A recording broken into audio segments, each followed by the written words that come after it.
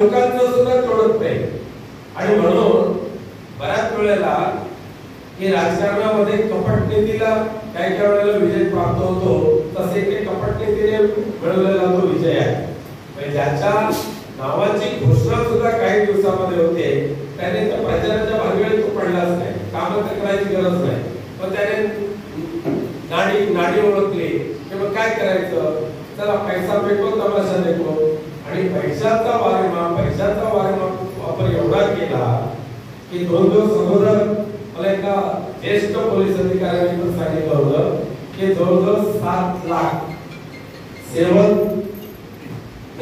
7 लाख मतदारांना 1 to 1 पैसे दिले गेलेले आहेत. 7 लाख. आणि त्याने हे सांगितलं होतं त्यांच्या पदाधिकाऱ्यांना जे पोलिंग एजंटच्या अगोदर हे 6 घंटे आहे, त्या 6 घंट्यामध्ये 7 लाखाचा आकडा आहे, गुणिले 2000 करा सरासरी अप्रॉक्सिमेटली 7 लाख गुणिले 2000 ते 140 कोटीचा हा लोकसभेचा खपला त्यांनी केला. दुर्दैवाने ज्या गावामध्ये कार्यकर्ते जागृत होते ते गाव वाचले आणि ज्या गावातले कार्यकर्ते बिनधास्त राहिले, विजय होणारच आपला हे तिकीट थोडीशी दाखवली, ते बिचारे फसले. मग असे प्रशासनाने तुम्ही सांगितलं ते खरं आहे, थोडा पदाधिकाऱ्यांचा समन्वय थोडासा कमी झाला तर तो कसा आपल्या मुलावर पडतो त्याचं उत्तम असं उदाहरण आहे.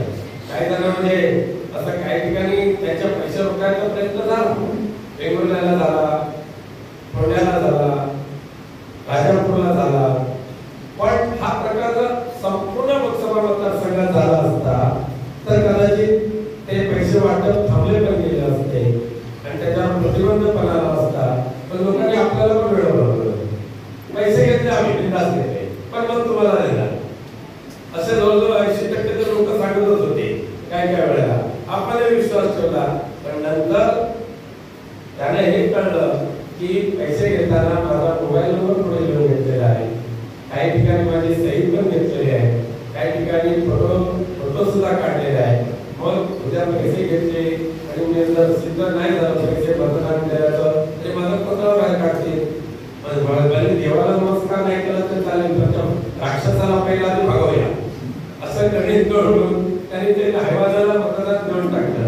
काही काय एवढे धुतले गेले विचारच करू शकत नाही. पण तरीही या भारत मातेचे काही सुपुत्र असे आहेत, खास करून मुस्लिम महोदय, ख्रिश्चन महोदय, बाबासाहेब आंबेडकरांना मानणारे बौद्ध समाज, या अनेकांनी सुद्धा भारताचं संविधान आभारी ठेवण्यासाठी त्यांनी मतदान केलं आणि आपण वेगवेगळ्या वृत्तीने इकडे तिकडे फिरत राहिलो आणि आपण फसलो गेलो. तरी सुद्धा मनामध्ये नैराश्य आणायचं नाही, आला असेल तर झटकून टाकायचं. कारण आता आली निवडणूक उद्या 26 तारीखला आमचे रमेश कीर साहेब त्या ठिकाणी पदवीधर मतदारसंघाचे उमेदवार आहेत आणि हा पदवीधर मतदारसंघ हा सिंधुदुर्ग, रत्नागिरी, रायगड, ठाणे ते पालघर एवढ्या 5 मोठ्या जिल्ह्यांचा मतदारसंघ आहे आणि त्या जिल्ह्यातून या 5 जिल्ह्यातून जवळजवळ 2.25 लाख पदवीधर हे मतदान करणार आहे. या 2.25 लाख मतदारांमध्ये आपल्या शिवसेनेच्या माध्यमातून जवळजवळ 65,000 पेक्षा जास्त मतदारांची नोंदणी आपण सर्वांनी केलेली आहे. शिवसेना आहे, युवासेना आहे, युवती सेना आहे, महिला आघाडी आहे, या सगळ्यांनी जी नोंदणी केलेली आहे ना त्यांचा डाटा सुद्धा आपल्या जिल्हा प्रमुखांकडे वगैरे आहे, तालुका प्रमुख आहेत, आमचे पत्रराव शिंदे आहेत, विनोद झगडे आहेत, बाळा कदम आहे, महिला आघाडीने तर तो खूपच मेहनत केलेली आहे. या निवडणुकीमध्ये सुद्धा इंडिया आघाडीच्या प्रत्येकाने त्यांना म्हणजे उपाशी तपाशी लोकांमध्ये ठेवून जशी मदत केलेली आहे तीच मेहनत माननीय रमेशभाई कीर यांच्या या निवडणुकीसाठी आपल्याला करावी लागेल. पाऊस आता थोडासा कमी झाला, याचा अर्थ 26 तारखेच्या आसपास पाऊस उमेल, पण तरी सुद्धा आपण नोंदलेले जे मतदार आहेत ना ते त्या मतदान केंद्रापर्यंत कसे येतील, येणार नाही, त्यांना आणावं लागेल. तर त्यांना आणायचं झालं तर आपल्याला त्यांच्याकडे गाडी घेऊन जावं लागेल आणि त्याही व्यवस्था करून देण्यासाठी योग्य ते प्रयत्न नक्की होतील. परंतु आपण नोंदलेली मतदार मात्र मतदान केल्याशिवाय घरी राहणार नाही याची दक्षता शिवसेनेच्या प्रत्येक पदाधिकाऱ्यांनी घेण्याची आवश्यकता आहे. बाबांनो, ही निवडणूक झाली की गणेश चतुर्थी आली, श्रावण महिना झाला की गणेश चतुर्थीमध्ये विधानसभेची आचारसंहिता आहे. विधानसभेची आचारसंहिता अनंत चतुर्दशीच्या मुदत लागणार, तर ऑक्टोबर एंडला विधानसभा आहे आणि त्यावेळेला सुद्धा सुदैवाने रत्नागिरीच्या सुदैवाने रत्नागिरीकरांच्या सुदैवाने रत्नागिरीच्या 5ही विधानसभा मतदारसंघामध्ये आपल्याला आघाडी आहे आणि त्या ठिकाणी हमखास आपल्या आघाडीचे इंडियाकडचे आमदार निवडून येऊ शकतात. हे मतदारांनी सुद्धा या पैशाच्या बाजारामध्ये सिद्ध करून दाखवलेलं आहे. पैशाच्या बाजारामध्ये सिद्ध झालेलं आहे.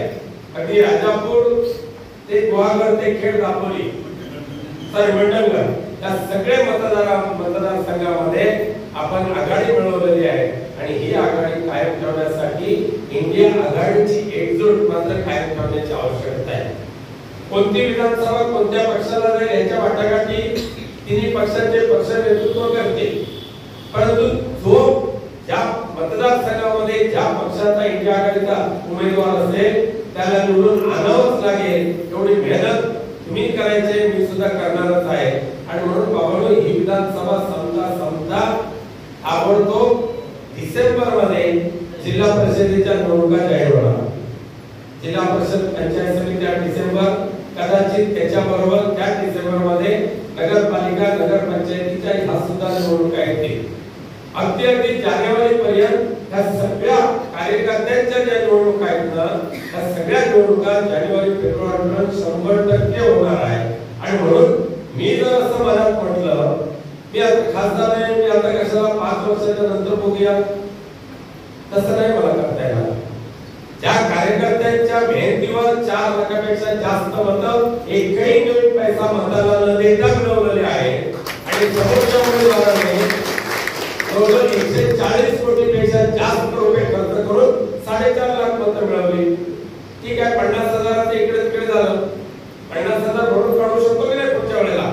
2000 केंद्रामध्ये फक्त 50 मतं मिळवायचे आहेत पुढच्या वेळेला. पण त्यासाठी माझा कार्यकर्ता आता जिवंत म्हणजे जागृत ठेवण्याची मला आवश्यकता आहे. आज देशाने क्रांती घडवलेली आहे, महाराष्ट्रातल्या इतर सगळ्या प्रांतांनी क्रांती घडवलेली आहे. त्या क्रांतीमध्ये कोकण सुद्धा कुठे पाठी राहणार नाही. आणि म्हणून रत्नागिरीमध्ये येणाऱ्या विधानसभेच्या निवडणुकीमध्ये 5च्या 5 जागेवर असे गणित मांडण्याची शक्यता आहे. तर त्यावेळेला आपल्या कार्यकर्त्यांचा संपर्क, समन्वय आणि मतदारांशी असलेलं नातं हे अधिक उपयोगी ठरेल. भारतीय जनता पक्षाशी पैशाने आपण स्पर्धा नाही करू शकणार. नाही काँग्रेस करणार, नाही शरद पवार साहेब करणार, नाही आपण उद्धवजी ठाकरे साहेब करणार. कारण काँग्रेस पक्षाची तिजोरी सील झाली, शिवसेनेची तिजोरी सील झाली, शरद पवार साहेबांना सुद्धा एकटे पाडून बाकीचे चोर सगळे पळून गेले. परंतु भारतीय जनता पक्षाने देशवासियांना लुटून हजारो कोटीचा पक्षनिधी जमा केलेला आहे. त्याची वारेमाप उधळपट्टी निवडणुकीच्या माध्यमातून करण्याची शक्यता आहे. आणि म्हणून आता येणारी विधान परिषदेची निवडणूक, त्यानंतर 3 महिन्याने येणारी विधानसभेची निवडणूक, त्यानंतर 2 महिन्याने येणारी कार्यकर्त्यांच्या जिल्हा परिषद, पंचायत समिती आणि नगरसेवक यांच्या निवडणुका, या प्रत्येक निवडणुकीमध्ये आपल्याला मेहनत करून विजय प्राप्त करायचाच आहे. या ध्येयाने आपण कामाला लागूया. मी एक जमिनीवर चालणारा कार्यकर्ता आहे, त्यामुळे मी घरात बसून राहणार नाही. आणि कोकण तर माझा परिवार आहे आणि त्यामुळे परिवारापासून तर दूर मी राहूच शकत नाही. महिना 2 महिन्याने माझा जो पूर्वीपासूनचा जो संपर्काचा जो परिपाठ आहे तो माझा कायम चालू राहणार आहे. हे कायम ठेवूया असा शब्द आणि ठिकाणी देतो. आणि रेल्वेची वेळ झाली असल्यामुळे माझ्या विचारांना थांबवतो. पुनश्च एकदा महिला आघाडीच्या खास करून इंडिया आघाडीच्या सर्वच महिला पदाधिकाऱ्यांचं 42च्या पुण्यामध्ये त्या पुण्याची पर्वा न करता ज्या पद्धतीने तुम्ही मेहनत केला मतदारांपर्यंत पोहोचला त्याबद्दल तुमचं करावं तेवढं कौतुक थोडंच आहे. त्यात तुमच्या परिश्रमाची दाद नक्कीच घेतलेली आहे. सुदैवाने उद्धवजी ठाकरे साहेब काय, रश्मीवाहिनी काय, आदित्यजी ठाकरे काय, त्यांचं विनायकवर खूप प्रेम आहे, खूप आपुलकी आहे. त्यामुळे माझं राजकीय पुनर्वसन 100% होईल. पण एकदा विनायकरावचं राजकीय पुनर्वसन झालं म्हणजे आमच्या मतदारसंघातील कार्यकर्त्यांचं पुनर्वसन झालं असं समजणारा मी नाहीये. येणाऱ्या सगळ्या निवडणुकांमध्ये ज्याचा सन्मान असेल त्याला त्या ठिकाणी सन्मानपूर्वक निवडणुकीमध्ये विजयी करणं हे माझं कर्तव्य असल्यामुळे त्या कार्याला शुभेच्छा देतो. धन्यवाद. एबीपी माझा, उघडा डोळे बघा नीट.